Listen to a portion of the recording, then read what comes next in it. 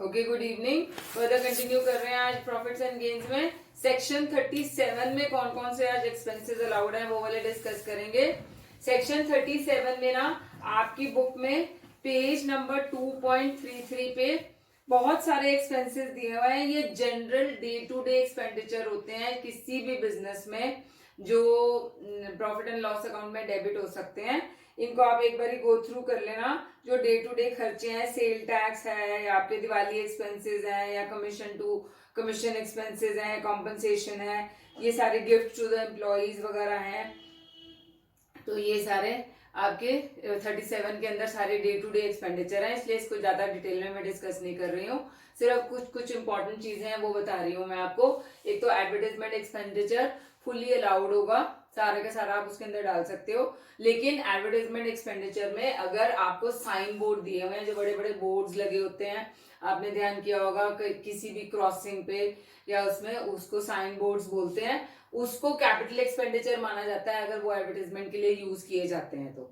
और अगर वो नॉर्मल साइन बोर्ड है तो उसके ऊपर आपने डेप्रिसिएशन चार्ज करनी है, मतलब वो पूरे का पूरा कॉस्ट साइन बोर्ड का नहीं जाएगा प्रॉफिट एंड लॉस अकाउंट में, उसके ऊपर डेप्रिसिएशन जाएगी 10%। लेकिन अगर नियॉन साइन बोर्ड है, मतलब जो इलेक्ट्रिक वाले होते हैं जिसके ऊपर इंफॉर्मेशन आती रहती है, फ्लैश होती रहती है, उसको नियॉन साइन बोर्ड बोलते हैं, उसके ऊपर डेप्रिसिएशन 15% चार्ज करोगे आप प्रॉफिट एंड लॉस अकाउंट में। तो ये वाली कॉस्ट को पूरा का पूरा एडवर्टाइजमेंट को प्रॉफिट एंड लॉस अकाउंट में डेबिट नहीं करोगे। नेक्स्ट, ट्रैवल एक्सपेंसेस अब पूरे अलाउड है, पहले नहीं थे ये वाले। गेस्ट हाउस या हॉलीडे होम अगर कोई एम्प्लॉयर मेंटेन करता है और एम्प्लॉय वहां जाके वो गेस्ट हाउस और वो हॉलीडे होम की फैसिलिटीज अवेल करता है, तो उसके जितने भी खर्चे एम्प्लॉयर बियर करता है वो सारे के सारे अलाउड हैं प्रॉफिट एंड लॉस अकाउंट में डेबिट करने के लिए। Next is commission. अगर कोई LIC एजेंट है या कोई UTI का एजेंट है या कोई म्यूचुअल फंड का एजेंट है, अगर उससे वो कोई कमीशन अर्न करता है, तो पोस्ट ऑफिस के भी एजेंट्स होते हैं ये सारे, तो उसको कमीशन में क्या क्या डिडक्शन अलाउड है। अगर तो मोर देन 60,000 है वो वाली कमीशन, तो कोई डिडक्शन अलाउड नहीं है। अगर लेस देन 60,000 है तो UTI, post office, mutual funds वगैरह के एजेंट्स को 50% ऑफ द कमीशन अलाउड है डिडक्शन। LIC एजेंट जो होते हैं उनको 50% ऑफ फर्स्ट ईयर कमीशन। अब ये थोड़ा सा इसके अंदर आपको ब्रीफ कर देती हूँ। LIC के जो एजेंट्स होते हैं, अगर मैं अपनी लाइफ इंश्योरेंस कराऊंगी तो मैं अपने नंबर ऑफ इयर्स के लिए कराऊंगी ना, 30, 40 और 30 इयर्स के लिए कराऊंगी अपनी लाइफ इंश्योरेंस। तो जो पहले साल की कमीशन, पहले साल का जो मेरा प्रीमियम होगा, और फॉर मेनी इयर्स वो प्रीमियम जाता रहेगा LIC कंपनी को, and on the date of maturity और on the date of my death मुझे वो वाला मेरा अमाउंट मुझे वापस मिल जाता है। तो जो फर्स्ट ईयर की कमीशन होती है LIC एजेंट को, उसके ऊपर हमेशा ज्यादा कमीशन मिलता है। जो सब्सिक्वेंट ईयर्स की कमीशन होती है उस पे कमीशन उसको हमेशा कम मिलता है। तो फर्स्ट ईयर की कमीशन पे उसको 50% अलाउड है कमीशन, एज 50% अलाउड है deduction as per the income tax act. बाकी में जो नेक्स्ट वाली ईयर्स होते हैं उसको रिन्यूअल कमीशन बोलते हैं, उसमें 15% ऑफ द रिन्यूअल कमीशन उसको डिडक्शन अलाउड है, subject to a maximum of 20,000। 20,000 से ज्यादा उसको डिडक्शन नहीं मिल सकती है।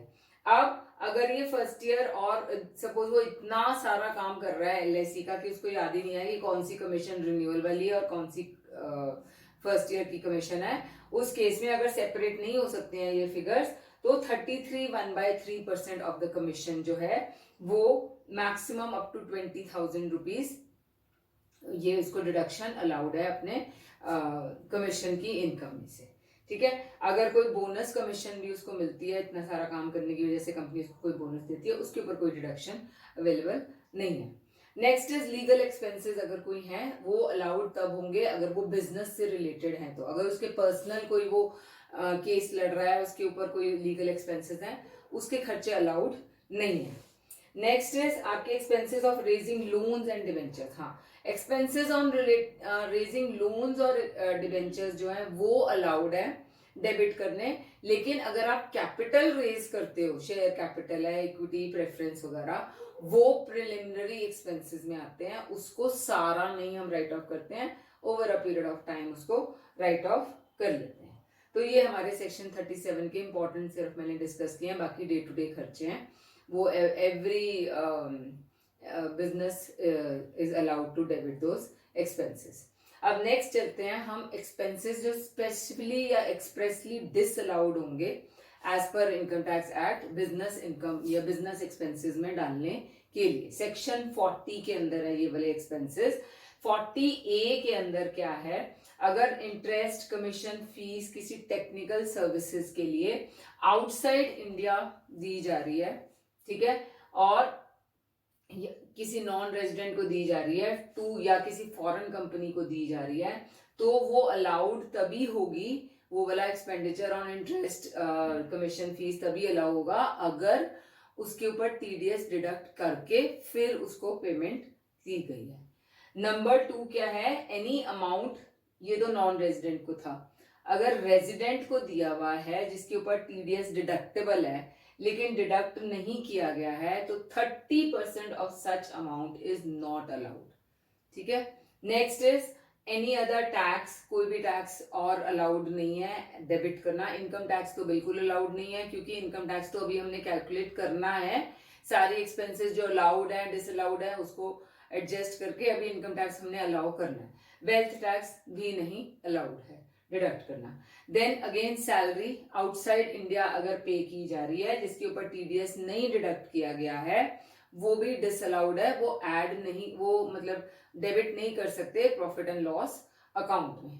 एंड प्रोविडेंट फंड वगैरह की जो पेमेंट्स हैं, प्रोविडेंट फंड एम्प्लॉइज की सैलरी में से हमने सैलरी चैप्टर में डिस्कस किया है, डिडक्ट किया जाता है, उसको अगर आपने डिपॉजिट कराया है तो टीडीएस अगर उसके अंदर नहीं डिडक्ट किया गया है तो अगेन वो भी नहीं अलाउड होगा उसमें।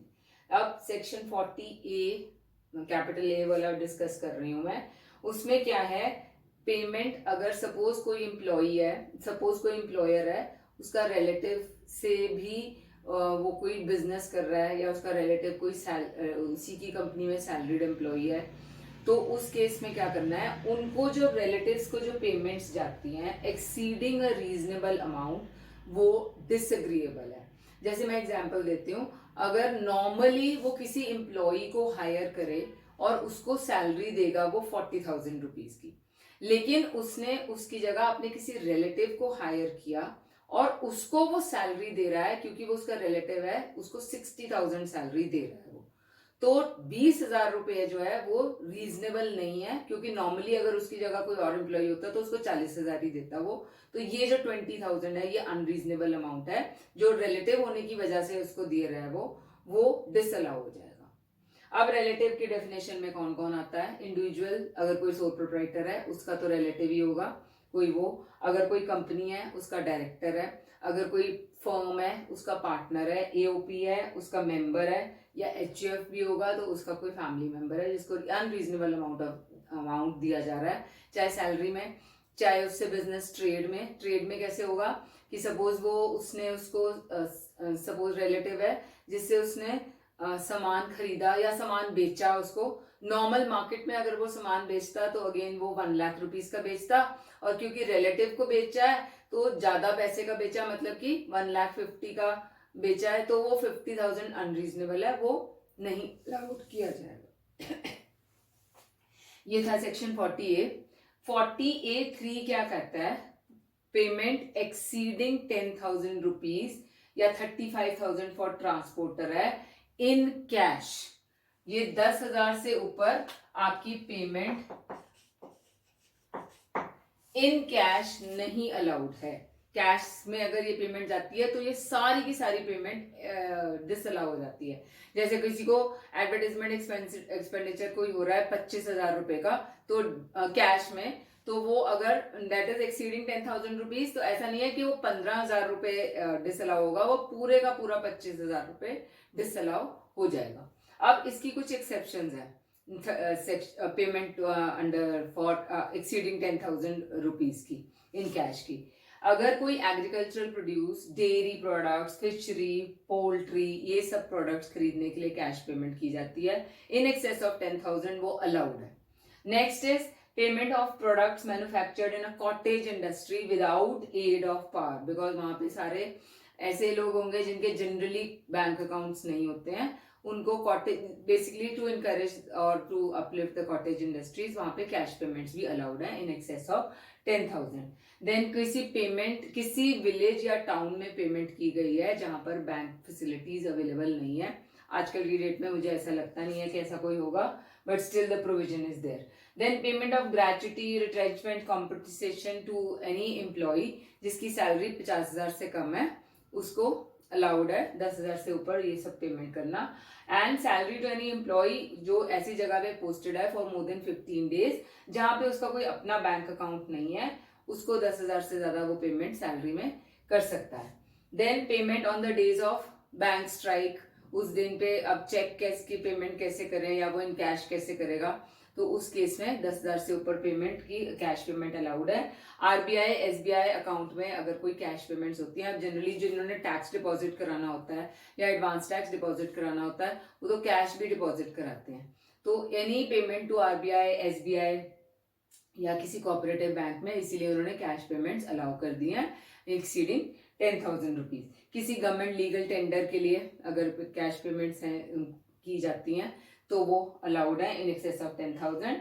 कोई authorised dealer of money changer, मतलब अगर सपोज किसी ने रुपीज को डॉलर में कन्वर्ट करना है या डॉलर को रुपीज को किसी और करेंसी में कन्वर्ट करना है, तो वो कैश भी दे सकता है मनी चेंजर को और उसके बदले में डॉलर्स ले सकता है उसमें। देन रेलवेज को अगर कोई पेमेंट की जाती है, क्योंकि गुड्स वगैरह ट्रांस जाते हैं रेलवे वैगन वगैरह से, तो उसमें जो पेमेंट की जाती है वो सारी की सारी अलाउड है इन एक्सेस ऑफ 10,000। बस अब हमारी बहुत थोड़ी सी प्रोविजंस रह गई हैं इस चैप्टर की और फिर हम सम्स स्टार्ट करेंगे। Most probably in the next video थोड़ी सी जो प्रोविजंस रह गई हैं वो करवा के मैं सम्स साथ साथ ही स्टार्ट करवा दूंगी। Okay, will continue in the next video.